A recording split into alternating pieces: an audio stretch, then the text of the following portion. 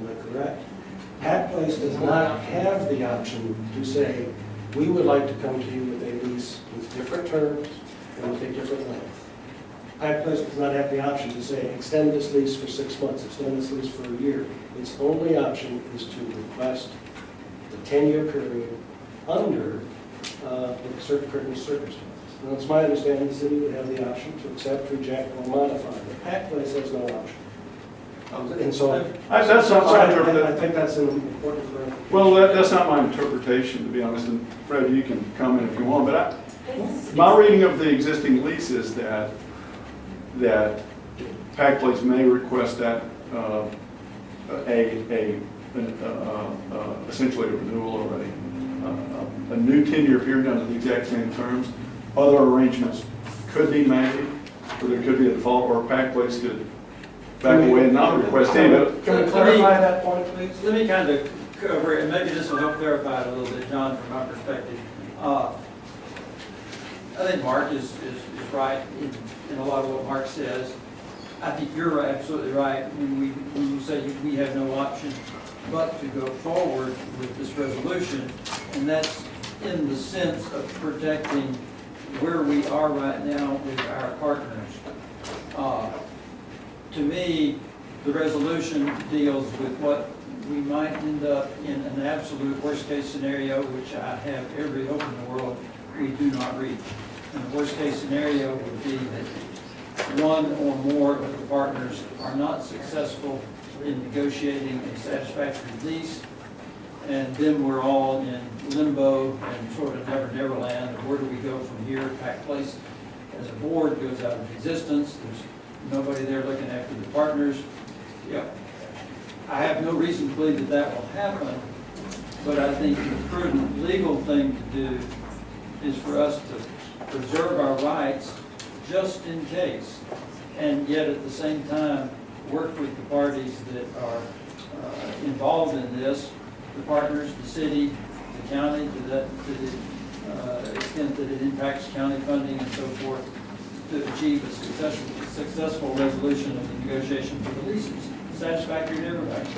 And that's where I see us coming with the resolution that I feel is important for us to pass, but does not stake us out in one direction or another. And that's why I said earlier that, when the question came up about a threat to sue the city, we're not there. I hope we don't get there. I don't want to be there. But that's an absolute worst-case scenario. Well, I'm just trying to get the clarification, because Councilman Hunt said, I can't support a lease which is within a 10-year same situation, and I've heard from Pack Place that that is the only option. And I'd love to get a clarification. Because the mayor was here and said, come back to us with some other ideas. Arrange real quick, Mayor, please, let's let Mayor. The issue is sort of how we're defining option, and because we're thinking personally and as people, as well as the terms of the lease agreement itself. What you've been talking about is the lessee right to renew, the option to renew. Pardon me, offer to renew.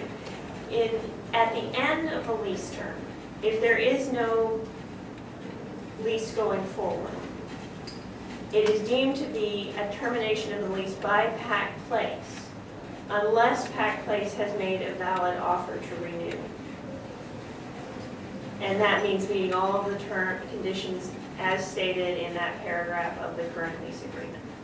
So in a worst case scenario, if we reached August 1 and Pack Place had not made a valid offer to renew, the current lease would terminate. Pack Place's rights to reimbursement would expire, and that would be it. There would be no other right to use this facility except under any separate lease agreements that the city and other member corporations negotiate.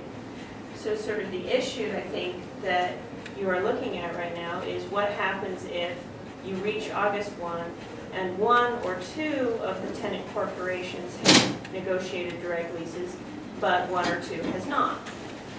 In that situation, whoever hasn't negotiated an acceptable direct lease by August 1 would have no right to the building.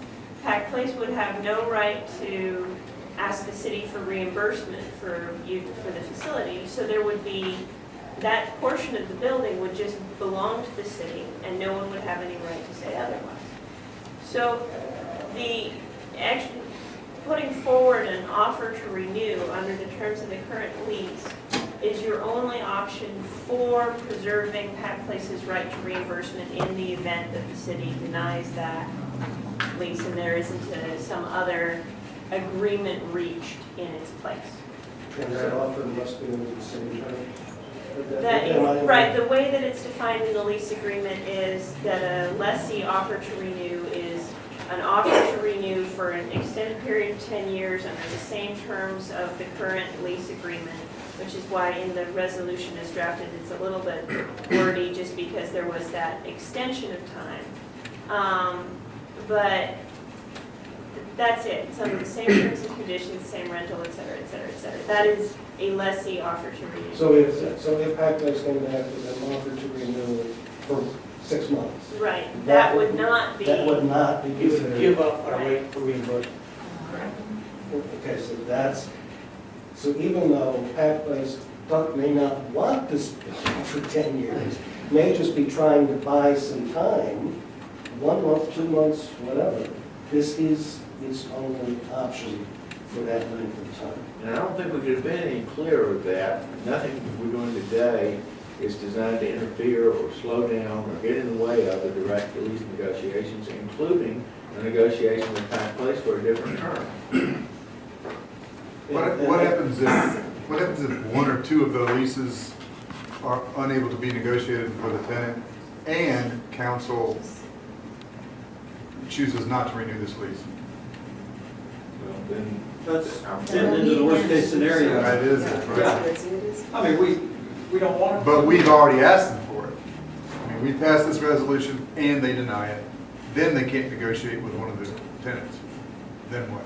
well, I just don't think we're going to let it get there. Somehow or another, we're going to predict that. That's the nuclear option that nobody wants to go to. So, Well, and the worst option is, Do you still have the right for funding? Do you Well, still have the right to request funding?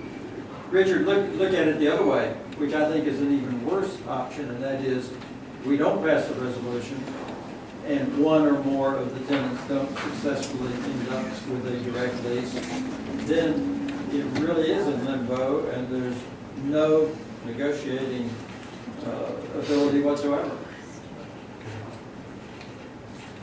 Because again, for clarification, they stepped out. I think it was, the city's, okay, we want 10 years. And, I'm throwing out a hypothetical, I know you attorneys love hypothetical. But one option would be if a request goes in for 10 years, we're at August 1, we're still in negotiation. I assume the city would have the option to come back to extend for a shorter period of time, to do some kind of an extension. Say, okay, we'll offer to renew your lease for 2 months. So it's not one or the other.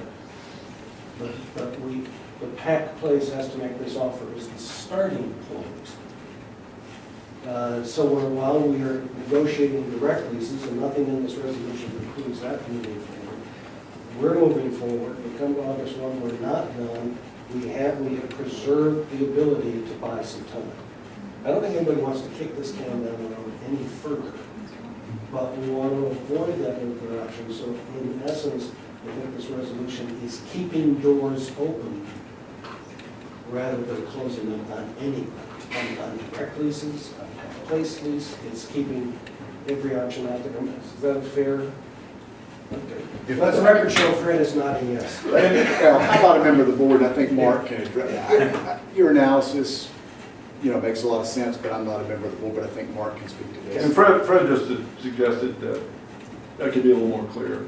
The vote I'm going to make is because of the city's established position, and it's not a suggestion that everybody join me and vote the same way. I'm voting because of the unique position that I hold as representative of the city government. And I'd like, if I could just piggyback on that, to keep the same train of thought. I'm voting because I represent the county commissioners. I have had no opportunity to share this with them. I know they are interested in direct leases. I know they're going to continue, if it passes the budget, $409,000 for operation for next year. That's what I know. But I do not know that they want me to support this, so therefore I'm not going to vote for this figure. Does That's as clear as I can make it. does this go away if when the direct leases are all met? For all the parties, what happens to this then? Oh, yeah, well, Yeah. if everybody agrees, then sure. Then this is just Yeah. dead. You might want to pass another resolution. That might be a way to do the, I think he's saying if we fix this some other way and everybody's on board and we're good to go, yeah, then this action today is moot. I think Terry raises a very important point, that it's not really been said directly, and that is that if this resolution passes, it puts the onus on the city to decide whether to renew the lease or not. If they don't, there's a financial penalty supposedly. But I don't think we envision getting into any kind of lawsuits, et cetera, over that financial penalty. All we're trying to do is preserve the right until such time as the direct leases can be negotiated. If that happens before the July 31st termination date of the lease, this board would likely meet and withdraw its request or its offer to renew once it knows the direct leases have been signed by all the tenants. If that happens after July 31st, and we're actually under a 10-year lease renewal, because the city, if they can choose not to accept it, but that gets into a whole different area. But if it happens in August or September and the leases are ready to go, this board can meet and say, we're withdrawing any lawsuit over compensation in favor of the tenants of this building being able to remain under direct leases. All we're trying to do is preserve a right.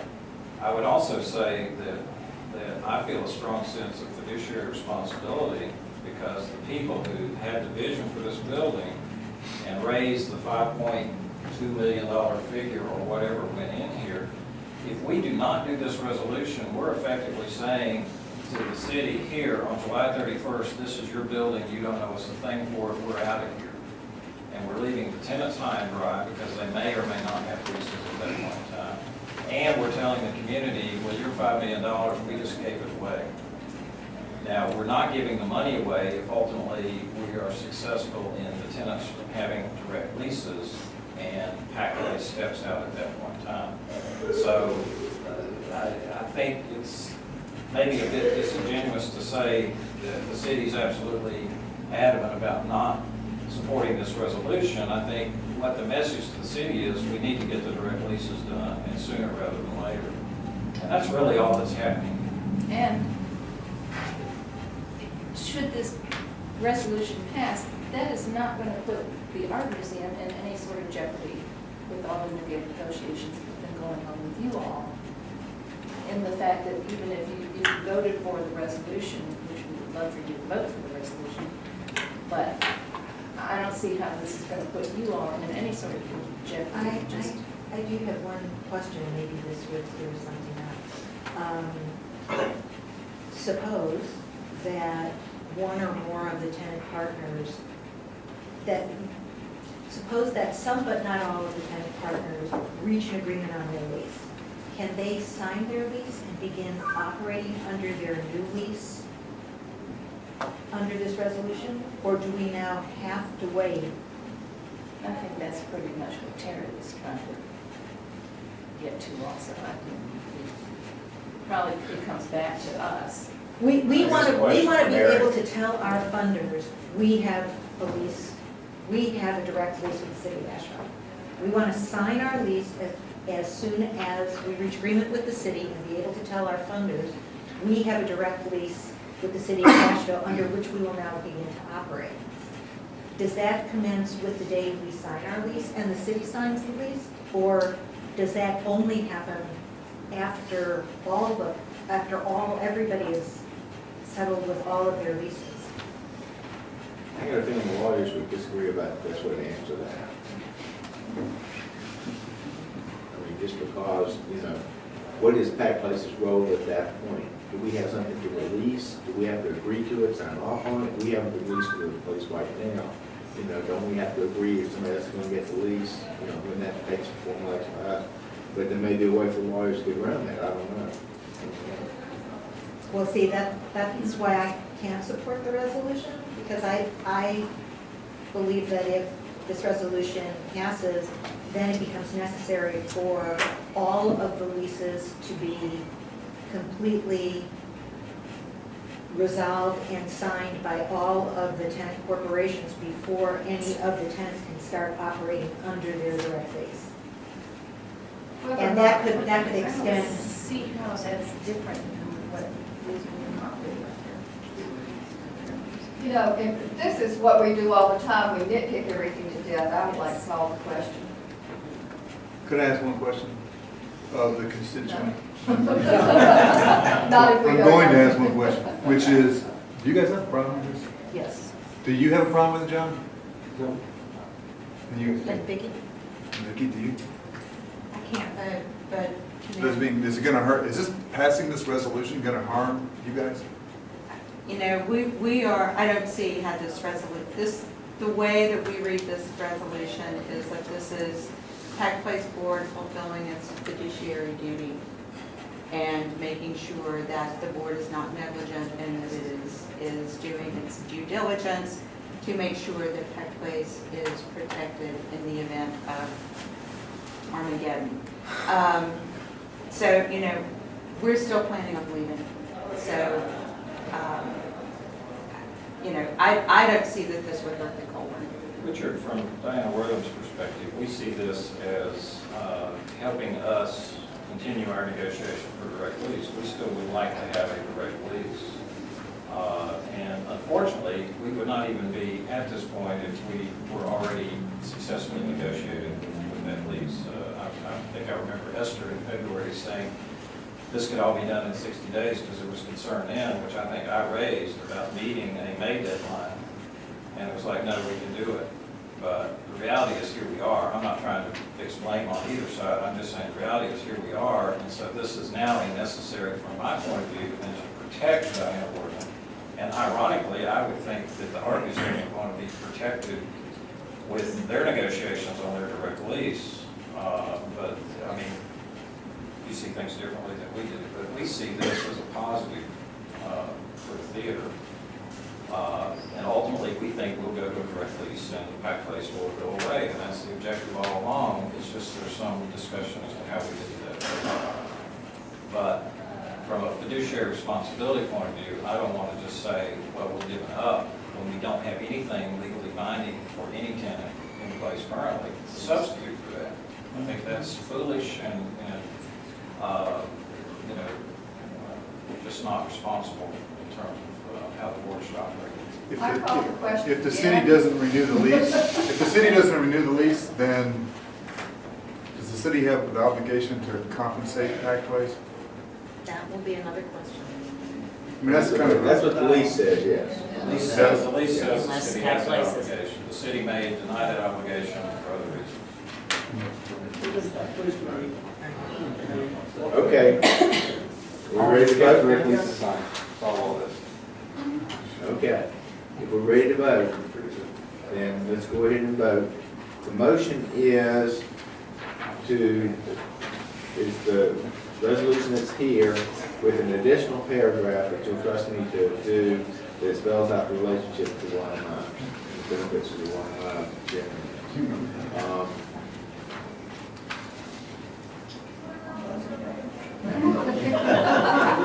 All right, all those in favor, we'll do this with raised hands if you don't mind. All those in favor of the resolution, raise your hand.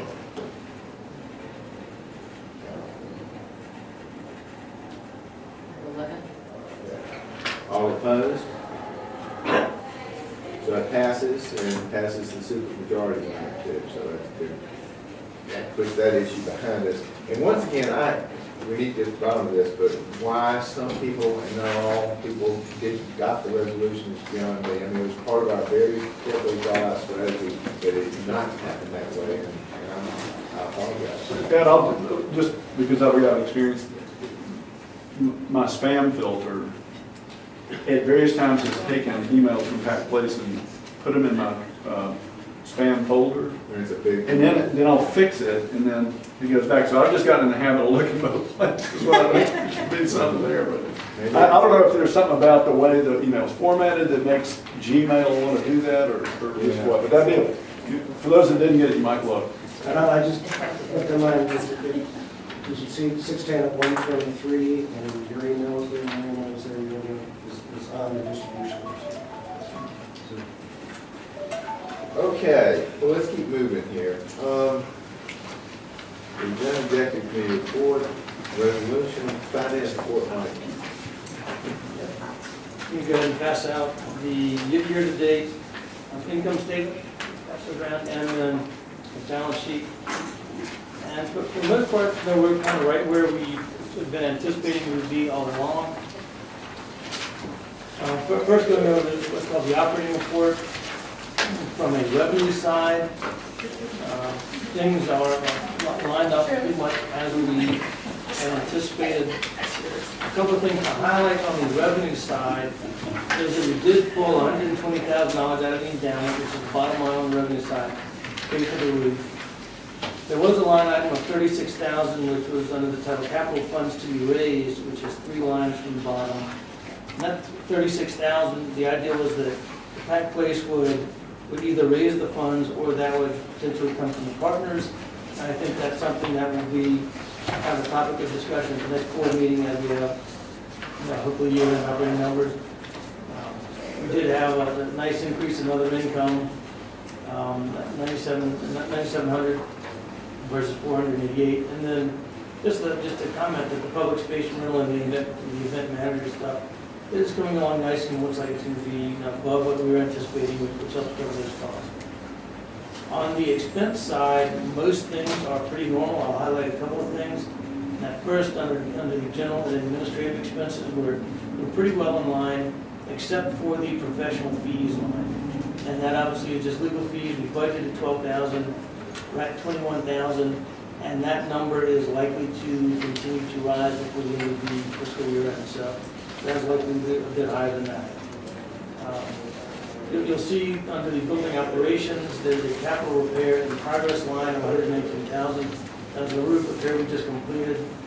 And then the building maintenance line, you'll see we're over about $20,000 on that, so that's $60,000. Then we have incurred expenses on building maintenance versus $40,000 budgeted. That building maintenance usually comes from our endowment, and there is going to be an opportunity, we believe, to pull a bit more from the endowment to the tune of maybe $10,000, so we'll cover some of that additional building maintenance number. A number that I always think makes or breaks our budget, that it has in the past, is the utilities. So the top and the back side shows our electricity is 170 versus 120.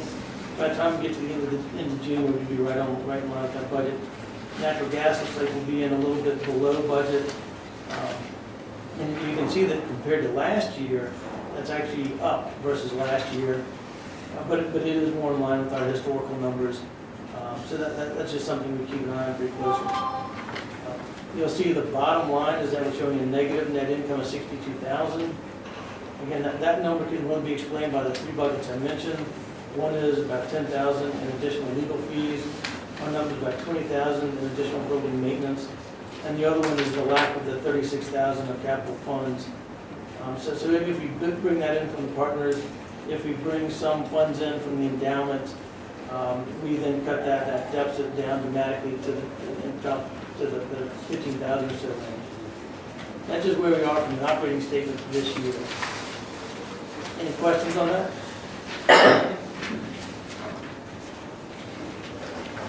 If there's any questions on the balance sheet, again, there's no big story here. I think the one thing I know that Heather's looking at carefully, and I'm standing in touch with her about that, is we are due our last payment from the county for our current fiscal year. That usually comes in late July, early August, and that will, but until that time, we're going to be running fairly lean and fairly thin. So we just need to pay attention to our cash position over the next 6 to 8 weeks. And what we don't know is what the payment schedule is going to be under the CRA funding. Whether they go to a monthly or a quarterly or what, that's what they're doing. one of the things we were worried about was, and the CRA funding decision helps on this, is we went into the new fiscal year, without knowing where we were with the funding, and yet people were expected to operate the building. So the CRA funding should reassure us that it's going to be there when we need it. I don't think it was said, but the county is headed towards, I believe, adopting their budget on Tuesday, 6 days from now, Tuesday night, so there'll be more No, certainty. they have the budget, they have the public comment on Tuesday, and then they plan to adopt it. Oh, I'm sorry, I had that wrong. So it's it would be 3 weeks from now, Well, the they actual may adoption. have, they may have a call meeting prior to the regular time, but the Mark, public any- hearing is this next Tuesday. Mark, any thoughts about the effect of the CRA and the news in the newspaper this morning? You mean the CRA being abolished by? Yeah. To the extent I don't think the commissioners have all put their heads together yet, but my assumption has been, and nothing I've heard contradicts this, is that all those functions and the budget form and the funding form would be absorbed back up into the general fund, and it would be, there wouldn't be programming changes. Carol, you have a perspective? I think most folks realize that when the CRA was created, they looked at the amount of funding that was needed in order to operate the entities that went to the CRA. It was less than $10 million, which was about a 3.5% cents on a $100 valuation. So they just moved that over to the CRA fund and then dealt with other regular county business under the regular property tax. My thought is they'll simply move that funding back into regular property tax, and it will be, just absorbed that way. That's my thought. Nothing I've heard contradicts. That's my thought. If in fact, CRA goes for it, thought is.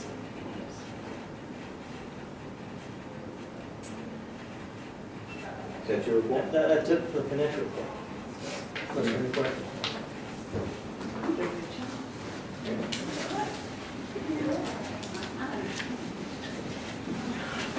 Yeah. All right. We've got her back on the agenda where she belongs. Let's get a report from her. Want to point out to everyone that Pack Place's 22nd anniversary is on July 4th, 2014. If anybody wants to make an anniversary contribution in honor of that, that would be great. We will be hosting Stories on Nashville's Front Porch in its 5th year every Saturday, June 28th through July 26th. It's a free program put on by some local groups in the Vernon Courtyard. We will also be, in conjunction with the theater, hosting the Percussion Festival, June 20th through 22nd. We received a donation of a new sliding door cooler to support public and partner events. It's valued at about $8,000. We had to pay shipping, but it's a nice thing to have, and it's much more efficient. The cooler for refrigeration. Keep your wine cold. Right. The old was here when I got here over 12 years ago. It was a drop and it was awkward. And this one's much more efficient and much nicer. We're working on getting a quote from Barbara on redrawing the event spaces to reflect changes in the building with art museum renovations and the move of the box office. And we're hopeful that we can work together to have annual special events permit reissued in cooperation with partners. In light of current negotiations, we haven't been holding management committee meetings, otherwise it's business as usual. And I wanted to give the partners a heads up that we are anticipating our next fire safety review early this year. It's usually done in August and it'll probably be done in July. Any questions for Heather? Thank you very much. And actually, one other comment on the finance side. We had a preliminary budget that we looked at in January and February. We are rolling into a new fiscal year on July 1. I think given the nature of county funding and what that's going to be, we are waiting until the July meeting to do a formal budget, so we'll have a good sense of what our actual funding is. And if we need to make any, hopefully not, but if we have to make any dramatic changes, we'll be ready for it. Okay, thank you. John, you want to give us a report from DWT? Yeah, the theater slows down a little bit in July, which we don't complain about, except in the finances. side. Next week, we will be hosting the North Carolina Presenters Consortium. This is a statewide trade association in the business that I am, so you'll be seeing people running around the building starting Monday, Tuesday, Wednesday, down in the theater. We've got about 80 folks from across the state coming. We're also participating in the Percussion Festival. Terpsichore Theater of Dance will be having their annual concert in July. And very interestingly, the growth of Terpsichore Theater and Dance, whose concept is to hire dancers off contract. Most professional dancers have a contract which follows the academic year, and in the summer they kind of have to scramble. Nick Kepley, who is from here but is now dancing with I think the Austin Ballet. It's his third year of motion dance. And somewhat, it's in concept, bringing professional dancers from throughout the eastern United States who dance with these major ballet companies and letting them work with choreographers for 3 weeks. So in essence, we have 2 nights of world premieres, but it's a great opportunity for choreographers to be able to work with incredible dancers, for those dancers to have a contract for several weeks in the summer. And it's, even though he's in Austin, that's still here in Asheville. Asheville Area Opera coming up in South Pacific. We'll be having our annual preview party in July, and of course Mountain Dance and Folk Festival, which is always the first weekend in August, unless Friday is the end of July. So this year it's like July 31st through August 1st. So that's what we've got coming up. Thank you very much. Vicki slipped out. Pam? We have several new exhibitions that have just opened. If you haven't been in the museum lately, they're just opened last weekend. In the north wing, there's an exhibition of Minna Citron, who was a mid-century modernist, one of the few women who was hanging with the abstract expressionist painters in the middle part of the century. And in the east wing, Farm to Table, 140 Years of American Silver, which traces the foodway development in America and the changing uses of point silver for agricultural awards up to and including the proliferation of silver flatware items that happened as refrigeration and transit changed food availability, and up to and including arts and crafts, postmodernist and handcrafted silver. So it's very sparkly and exciting and fun, and there's a whole summer's worth of food-related cooking classes and family cooking classes and farm-to-table events there. And we have coming up a really exciting project where we're working with the Sol LeWitt Foundation. Some of you may know Sol LeWitt is one of the most important minimalist artists of the 20th century. He passed away about 2 years ago, and for the first time ever in this part of the world, we'll install what he calls wall drawings in the upper east wing, and we'll have some of his foundation staff members working with interns here to create a three-dimensional wall drawing in the east wing in August. Likewise, we have a site-specific installation by a New York artist named Sharon Loudon that begins in July in the Artist Project space, so that's also going to be a great new addition. Lots happening this summer. Summer camp is underway. There are students around all the time, and lots of summer college and graduate school interns in the museum. If you see somebody walking around with a name badge on, introduce yourself. I know they'd appreciate it. They're a great team this summer. Thank you. Richard? Ongoing is our Dixon Leaders Institute, our inaugural leadership institution led by Dr. Lamar Hilton, one of our board members. It is a leadership program for young African-American leaders aged 22 to 34. In autumn of this year, we will begin our second installation of the Dixon Leaders Institute. Ongoing as well is the Volunteers for Income Tax Assistance in our building. Dancing and drumming classes are offered weekly, ongoing. Taking Issue, a community forum, a quarterly community forum, is ongoing, and the next one is June 21st, which is the State of Black Asheville, led by Dolly and Dwight Mullen and their students. We also have ongoing exhibitions following up on our Black Vaudeville Women of the Chitlin Circuit, which the next exhibition is Cash Crop by Stephen Hayes, beginning June 27th through August 27th. And that is quite a significant exhibition that we are proud to be able to have brought to the YMI. And I suggest that no one miss it. Saturday night at the Jazz at the YMI continues. We had our first one in April. We're trying to hit this quarterly. Our second one will be in September. And it was a real success. Those are the high points. Thank you very much. Believe it or not, we're finishing early today. Anybody have any new business, old business they want to talk about? Any reason why we keep on here? I have one comment. I think Carol kind of touched on it, like giving that resolution. I think it would be advisable, I've talked with other members of the board, and sometimes not knowing what the executive committee is up to and what's going to be coming up on the agenda, get enough time in advance to be able to think it through, talk about it, and so forth. I think it's important to encourage you guys to be a little bit more communicating in terms of how stuff comes out of executive committee that we have to consider.